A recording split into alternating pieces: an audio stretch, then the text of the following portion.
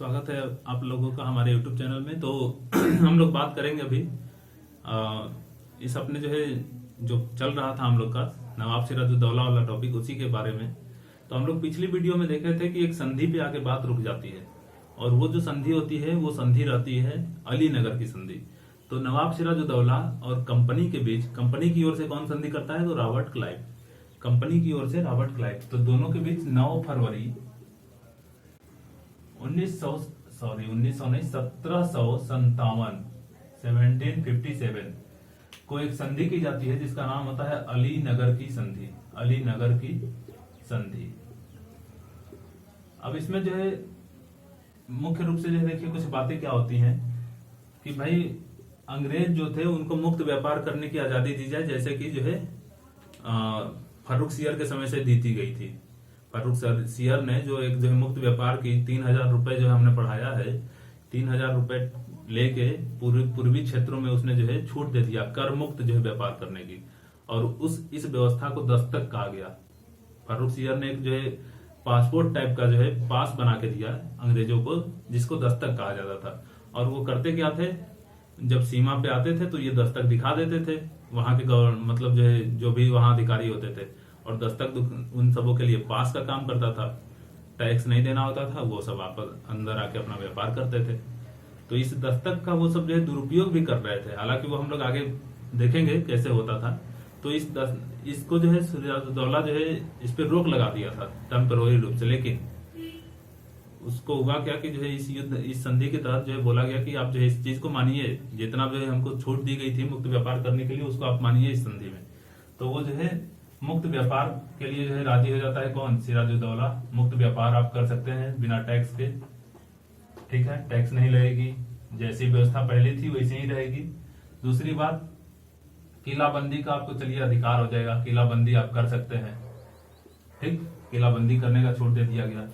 तीसरा बात, उन्होंने बोला कि इतना ही नहीं, हमें एक टकसाल भी खोलना है। टकसाल यानी हम अपना पैसा छापेंगे।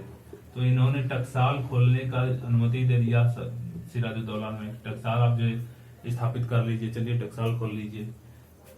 चौथा जो बात थी वो ये कि आप हमें युद्ध क्षतिपूर्ति भी देंगे, युद्ध क्षतिपूर्ति। सिराजुद्दौला ने इस बात को भी मान लिया, और अंग्रेजों ने बोला कि हम आपको वचन देते हैं कि क्या होगा, हम लोग आपको परेशान नहीं करेंगे ना, तो किसी प्रकार से हम लोग बहुत शांतिपूर्वक क्या करेंगे, यहाँ पे व्यापार करेंगे। तो ये सारी बातें बताई गई इस अली नगर की संधि में। अब चूंकि क्लाइव ने ये संधि तो कर ली थी, लेकिन उसका मन मान नहीं रहा था। क्यों नहीं मान रहा था? क्योंकि इसका सिराजुद्दौला का झुकाव था फ्रांसीसियों की ओर ज्यादा था। फ्रांसीसियों से इसकी साठ गांठ बनती थी, दोस्ती ज्यादा थी।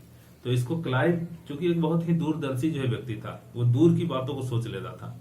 तो उसने सोचा कि भविष्य में ये दोनों की सेनाएं अगर एक साथ हो गई तो हम लड़ नहीं पाएंगे इन सबों के साथ। और ऐसी परिस्थितियों को देखते हुए वो उसने एक प्लान बनाया कि सिराजुद्दौला को क्यों न गद्दी से हटाया जाए और अपना कोई कठपुतली हम लोग बैठाए यहाँ पे। तो इसको इस चीज को व्यवस्थित करने के लिए, अपना कोई नवाब वहां पे स्थापित करने के लिए उसने एक गहरा प्लान बनाया, ठीक।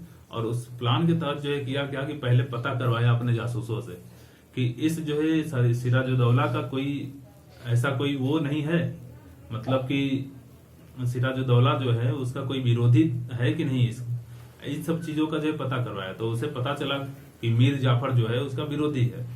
और उस समय तक मीर जाफर फिर से सेनापति बन गया था, क्योंकि जो मनिहारी की युद्ध हुई थी, मनिहारी वाली युद्ध, उसमें उसने अपना वो मांगा था कि हमको नवाब से अपना अनुमति मांगा था कि भैया हमको भी एक मौका दो वफादारी साबित करने का।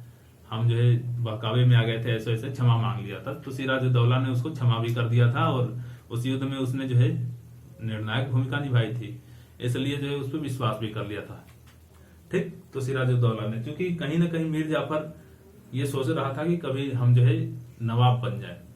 तो ये बात पता चल गई क्लाइव को। अब क्लाइव ऐसे व्यक्ति को तलाशने लगा जो मीर जाफर से उसकी मुलाकात करवा सके। तो अमीर चंद, जो हमने बोला था ना, अमीर चंद को याद रखिएगा, जो अमीर चंद गुस्सा हो गया था नवाब सिराजुद्दौला से, जो कि वहां का सेठ रहता था। तो वो जो अमीर चंद था, ये अमीर चंद जो है मीडिएटर का काम करता है। बोलता है कि हम मिलवा देंगे, बदले में तुम हमको दोगे क्या? तो बोलता है कि चलो जो मांग लो। तो वो 30 लाख रुपए जो है अमीर चंद कहता है कि हमको 30 लाख रुपए दो, हम जो है सिराज नहीं, हम मीर जाफर से तुम्हारी मुलाकात करवा देते हैं। ठीक, इतनी बातों पे जो है वो मान जाता है। अब जो कि क्लाइव जो है बहुत ही दिमागदार व्यक्ति होता है, वो 30 लाख रुपए कहाँ देने जाए, वो एक फर्जी जो है संधि पत्र बनवाता है और उस पर फर्जी साइन करता है अपने अधिकारी का, और बोलता है कि हमारे अधिकारी मान गए हैं, चलो जो है तुमको 30 लाख रुपए मिल जाएगा, बस भेंट करवा दो। ठीक, तो ये सब चीजें होती हैं। खैर जो भी हो, मुलाकात करवाने में मीडिएटर का काम, मध्यस्थता का काम कौन करता है? अमीर चंद। और जो फिर मुलाकात होती है क्लाइव का मीर जाफर के साथ, और इन दोनों में एक गुप्त संधि होती है। गुप्त संधि ये होती है कि भाई हम तुमको जो है नवाब बनाएंगे, पहले ही बोलता है ये क्लाइव। अब जैसे ही नवाब की बात सुनता है जो है मीर जाफर, तो उसके दिमाग में वो इमेज बनने लगती है कि यार नवाब बनेंगे हम, जो हम सपना देख रहे थे वो पूरा हो जाएगा। फिर पूछता है कि आखिर कैसे? तो क्लाइव कहता है वो मेरे पे छोड़ दो, लेकिन मैं जितना बोलूंगा उतना तुम्हें करना होगा। तो वो तो बोलता है कि आप जो कहोगे वो करेंगे। तो मीर जाफर जो है वो इसके साथ गुप्त संधि करता है, और 2-3 बातों को जो है क्लाइव बोलता है कि अभी हम जो 2-3 बातें बोल रहे हैं उसको तुम मान लो। तो पहली बात ये बोलता है कि हम लोग जब युद्ध करेंगे नवाब के साथ, तो तुम वहां पे बस निष्क्रिय भूमिका में रहोगे, यानी कि लड़ाई नहीं करोगे, न तो मेरे तरफ से न तो उसके तरफ से, कहीं नहीं, बस चुपचाप जो है खड़े रहना, मूक दर्शक बन के। दूसरी बात, जब हम तुम्हें नवाब बना देंगे तो तुम हमें जो है किलाबंदी करने का छोड़ दोगे, और तुम हमारे क्षेत्र में किलाबंदी नहीं करोगे। और जो भी बंगाल में जो भी ये नमक वाले जो क्षेत्र हैं और झील वाले क्षेत्र हैं, उन पे हम लोग का अधिकार रहेगा। तो कुछ ऐसे ऐसे, और फिर बोला कि जो है तुम हमारे जो है अंग्रेजों का जो है वेतन तुम दोगे, सैनिकों का जो युद्ध में लड़ेंगे। तो कहा ठीक है। मीर जाफर इन सब चीजों के लिए मान गया, क्योंकि उसको नवाब बनना था। तो क्या चीजें हुई थी, हमने बताया आपको कि अलीनगर की संधि हुई। संधि के बाद जो है क्लाइव पड़ गया कि जो है नवाब को हटाने के चक्कर में, कि नवाब को हटा दिया जाए, किसी भी तरह किसी कीमत पे नवाब को हटाया जाए। तो नवाब को हटाने के क्रम में उसने जो है ढूंढना शुरू किया कोई ऐसे कमजोर कड़ी जो कि नवाब से जो है विरोध करता हो, जलता हो, उसके प्रति ईर्ष्या भाव रखता हो। तो उसको पता चला किससे? मीर जाफर। तो मीर जाफर जो था वो सेनापति भी था इस समय जो है किसका? सिराजुद्दौला का। तो इस मीर जाफर और क्लाइव के मिलवाने के बीच जो है क्लाइव इन दोनों को मिलवाने का जो काम करता है वो उसका व्यक्ति का नाम रहता है अमीर चंद। तो ये जो अमीर चंद होता है, ठीक है, ये जो है मध्यस्थता करता है। अब ये सब मिलता है जब, तो एक गुप्त संधि होती है। गुप्त संधि में जो है क्या बातें तय की जाती है, अभी हमने बताया था आपको कि भाई जो है हम तुम्हें नवाब बना देंगे, नवाब बना देंगे। दूसरी बात, तुम क्या करोगे? हमारे जो है अंग्रेज सैनिक को वेतन दोगे, अंग्रेज सैनिक को वेतन तुम दोगे। तीसरी बात क्या थी कि झील वाले और नमक वाले क्षेत्र पे हमारा अधिकार रहेगा। चौथी कि किलेबंदी जो है तुम हमें करने का आजादी दोगे और तुम हमारे क्षेत्र में किलेबंदी नहीं करोगे। तो इस तरह से कुछ पॉइंट रखी थी। गुप्त संधि था ये, न खुद सिराज को नहीं पता चल पाया, सोचिए, क्योंकि सिराज के बारे में कहा जाता है कि वो विलासी प्रवृत्ति का भी व्यक्ति था और दूरदर्शी नहीं था। ठीक, तब ये सब तो बात हो जाती है, लेकिन ये बोलता है सिराज जाफर कि भाई तुम मुझसे युद्ध करोगे कैसे? संधि तो कर रखे हो, ये युद्ध करोगे कैसे?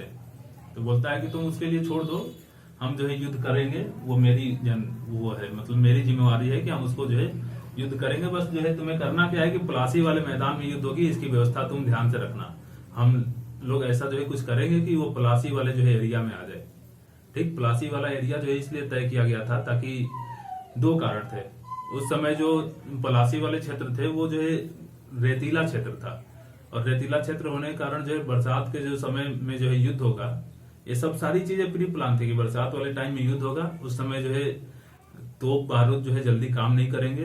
ठीक है, ये सब सारी चीजें जो है प्री प्लान करके रखी गई थी। दूसरी बात कि जो मुर्शिदाबाद से जो प्लासी है वो ज्यादा दूर है, अगर जो है वो मुर्शिदाबाद अपने राजधानी से दोबारा सेना मंगवाना भी चाहे तो देर लग जाए। तो इसलिए जो है ये सब सारी व्यवस्था जो है ये गुप्त संधि में पहले ही हो रखी थी।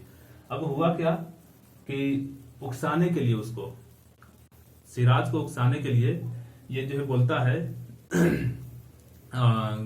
क्या नाम है भाई, क्लाइव।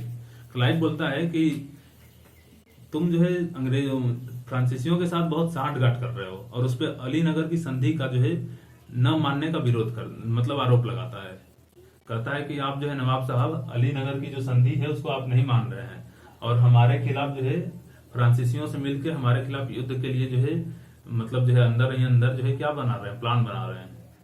अब ये सब जो है चीज करते हुए वो क्लाइव जो है चंद्रनगर जो होता है फ्रांसीसियों का फैक्ट्री चंद्रनगर, उस पर अधिकार कर लेता है। ठीक चंद्रनगर पे अधिकार कर लेता है। बहुत आराम से समझिएगा, जो है थोड़ा सा इसमें हौच पौच नहीं होने की कोई जरूरत ही नहीं है। अभी हम सारी चीज को रिकैप करवा देंगे, आपको या ध्यान हो जाएगा। तो चंद्रनगर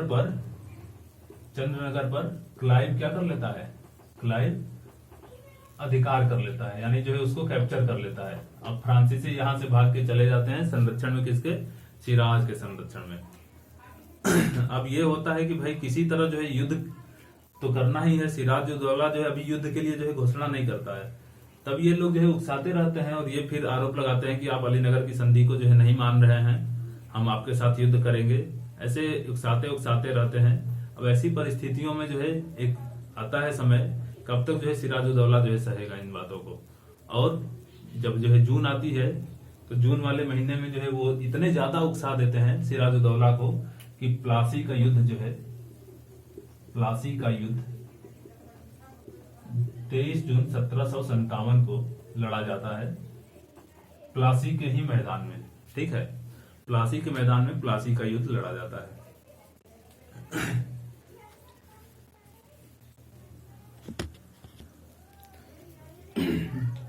तो चलिए फिर प्लासी का जो युद्ध है, इसमें 1757 में जो है युद्ध होता है। और इस युद्ध की जो है कुछ मुख्य भूमिका इस प्रकार रहती है कि 23 जून को जब ये युद्ध लड़ा जाता है, देखिए 23 जून 1757, एकदम एग्जैक्ट डेट याद रखिएगा, 23 जून हम लिख दे रहे हैं, क्लियर 1757। तो ये प्लासी जो है पड़ता कहाँ है, बंगाल के नादिया जिले में। बंगाल के नादिया जिले में किस नदी के किनारे, गंगा नदी के किनारे। इस गंगा नदी को उस क्षेत्र में भागीरथी भी कहा जाता है। तो भागीरथी नदी कहिए या गंगा नदी, उस क्षेत्र में पड़ता है प्लासी का मैदान। और इस प्लासी के मैदान में जो है यानी इस फील्ड में युद्ध होता है 23 जून 1757 को ये युद्ध लड़ी जाती है। अब इस युद्ध की जो है देखिए, एक युद्ध में जो है इधर साइड जो है अंग्रेज होते हैं, जिसकी सैन्य बल, जिनका जो है मुख्य सेनापति होता है क्लाइव, और वाटसन भी रहता है इसमें, जो कि आया रहता है वहां से। हमने बताया था नौसेना जो है कैप्टन था जो कि आया रहता है। तो मुख्य सेनापति यहाँ क्लाइव ही रहता है, और क्लाइव के साथ जो है 3000 जो है सैनिक होते हैं। 3 से 4000 की इनकी सैन्य बल होती है। इस साइड होते हैं जो है नवाब सिराजुद्दौला, और सिराज के साथ होते हैं इनके जो कुछ सेनापति हैं, जैसे एक है मीर मदान या मीर मदन कह लीजिए। दूसरा मोहन लाल एक कश्मीरी व्यक्ति था। ठीक है। तीसरा मीर जाफर। चौथा जो था राय दुर्लभ और यार लतीफ, इतने इसके सेनापति। और इनकी सैन्य दल 50,000। और इस 50,000 सैन्य दल, यहाँ 3 से 4,000 सैन्य दल, इसके बावजूद जो है यह युद्ध जो है लड़ा जाता है। तो इस युद्ध का जो है निर्णय ये होता है कि सिराज यहाँ से हार जाते हैं। सिराज को हार का सामना करना पड़ता है। सिराज दौड़े दौड़े जो है भागे जाते हैं। इनका पीछा करता है कौन, मीर जाफर का बेटा मीरन। और मीरन जो है इनको पकड़ के, मीरन का एक दोस्त होता है मोहम्मद बेग, उससे हत्या करवा देता है। तो सिराजुद्दौला का जो है वध हो जाता है। कौन मारता है इसको, मोहम्मद बेग। अब इस युद्ध के बारे में अगर हम बात करें तो देखिए, क्लाइव ने जैसा बोला था कि भाई तुम जो है अपना जो है निष्क्रिय भूमिका में रहना, तो मीर जाफर करता क्या है, मीर जाफर राय दुर्लभ और यार लतीफ तीनों को अपने में मिला के और ये तीनों एक गुट बना लेते हैं। इन तीनों को जो है क्लाइव में मिल जाते हैं ये तीनों। और ये तीनों की जो सेना होती है 50,000 की सेना है, तो मान के चलिए कुछ कुछ सेना जैसे 5,000, 7,000, 10,000 ऐसे ऐसे सेना जो है बटी होती है। अब सेना का एक बहुत बड़ा भाग इन सबों के पास रहता है और सेना की अग्र भाग की भूमिका निभाते हैं मीर मदान और मोहनलाल, आगे आगे ये रहते हैं। और सिराज का साथ देता है इस युद्ध में फ्रांसीसी भी साथ देते हैं, फ्रांसीसी। इस बात को आप ध्यान रखिएगा कि फ्रांसीसी भी साथ देते हैं, तोप वाला काम फ्रांसीसी करते हैं, ठीक। तो इस युद्ध में जो है मीर मदान को जो है अचानक, मीर मदान और मोहनलाल जो है होते हैं आगे से लड़ते रहते हैं एकदम फ्रंट से, और ये सभी राजा की जो है रक्षा के लिए रहते हैं, ठीक। अब इस बात को समझिएगा, मीर मदान जो होता है इसको एक अचानक गोली आके लग जाती है और ये वहीं पे मारा जाता है। और ये सब फ्रांसीसी देखते हैं कि ये सब जो है कुछ कर ही नहीं रहे हैं, तो फ्रांसीसी यहाँ से निकल लेते हैं, जानते हैं कि इसमें हार हो जाएगी। अब ऐसी परिस्थितियों में ये जो है कहता है सिराज से, मीर जाफर आप जो है कृपा करके चल जाइए, यहाँ से चले जाइए। मोहनलाल भी बोलता है कि आप यहाँ से चल जाइए, हम लोग लड़ रहे हैं, ठीक। तो मोहनलाल तो कहने पे जो है, और सिराज नहीं, मीर जाफर के कहने पे जो है ये भागता है, लेकिन इसका पीछा करते हुए जो है मोहम्मद बेग जो है इसको मार देता है, ठीक। और होता क्या है, ये लड़ता कहाँ है, ये तो जो है चुपचाप खड़ा रहता है और इस युद्ध में ये मारे जाते हैं मीर मदान, ठीक। मोहनलाल यहाँ से निकल लेते हैं। तो ऐसी परिस्थितियां बनती है। अब ये युद्ध कहें, हालांकि वास्तव में अगर देखा जाए तो कुछ इतिहासकार बताते हैं कि उस समय युद्ध हुआ ही नहीं था। इनकी मुखदर्शिता को देख सिराज समझ गया था पहले ही कि ये सब जो है मिल गए हैं। और ये मीर मदन को जब गोली लगती है तो गोली लगने के बाद सिराज जो है यहाँ से निकल लेता है, और निकलने के बाद जो है होता क्या है कि इसको पकड़ के मार दिया जाता है। यही बात जो है इतिहासकार बताते हैं। खैर जो भी हो, क्लाइव ने जो है एक दूरदर्शिता दिखाया और चालाकी पूर्वक जो है क्या किया, छल पल किसी तरह से जो है इसने जो है इस बंगाल के नवाब को हटा दिया और अगला नवाब बनाया फिर मीर जाफर को। तो बात की बात है, अभी इस क्लाइव को जो है एक अंग्रेज इतिहासकार है, उसका नाम है पीट ने जो है क्या बोला है कि यह क्लाइव जो है स्वर्ग से उतरा हुआ जो है, स्वर्ग से पैदा हुआ सैनिक है, वह सेनापति है। यानी स्वर्ग से उत्पन्न सेनापति बोला है कौन, पीट ने क्लाइव को। एक बात ये चीज समझिएगा। दूसरी बात, इस युद्ध को एक इतिहासकार है पन्नीकर, वो बोलते हैं कि यह युद्ध जो है एक सौदा था, ठीक। यदुनाथ सरकार एक इतिहासकार हैं, वो बोलते हैं यह युद्ध आधुनिक युग की शुरुआत कर दिया। एक ताराचंद नाम के व्यक्ति हैं, वो बोलते हैं कि इस युद्ध ने कुछ ऐसी जो है श्रृंखला शुरू कर दी युद्धों की, जिसमें जो है भारत का रुख ही बदल गया। तो कुछ इस तरह से जो है ये सब बातें जो है बोली जाती हैं। खैर जो भी हो, अब हम लोग जो है इस पे अभी आपके पॉइंट ऑफ व्यू से, प्री के पॉइंट ऑफ व्यू से यही था, इस पे हम एक मेंस का वीडियो बनाएंगे जिसमें जो है एक चीज इंपॉर्टेंट होगा कि इसमें जो इसके बेस पे जो क्वेश्चन पूछे जाते हैं वो कैसे हो किया जाए, उसको कैसे फ्रेम आउट किया जाए। तो खैर जो भी हो, यहाँ से एक चीज और समझिएगा कि सवाल ये भी पूछा जाता है कि जो है बंगाल पर जो है अंग्रेजों का नियंत्रण साबित हो गया किस युद्ध के बाद, तो जो है प्लासी के युद्ध के बाद, ठीक है। प्लासी के युद्ध के बाद जो है बंगाल में राजनीति में नियंत्रण स्थापित कर दिया किसने, प्लासी के युद्ध ने। इस चीज को ध्यान रखेंगे, ठीक। चलिए, थैंक यू।